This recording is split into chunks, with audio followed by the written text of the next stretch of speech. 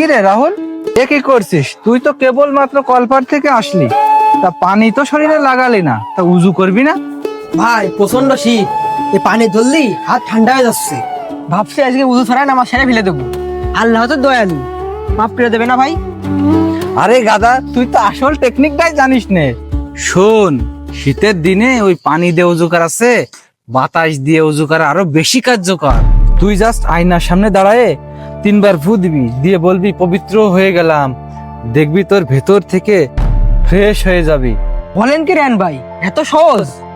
আপনি যা করলি তো আমি এখন ঠান্ডা জমেই যেতাম। এটা হলো ভিআইপি আমল। রাশেদ আসতেছে রে।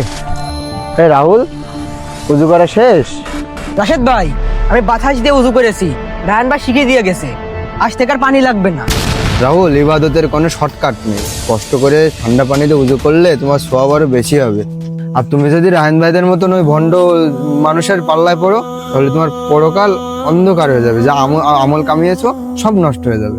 ঠিক বলেছেন রাশেদ ভাই, আমি ওই রায়ন ভাই পাল্লাই করে ভুল কাজ করেছি। আমি এখনই পানি দিয়ে শরীরে উজু করে নিচ্ছি।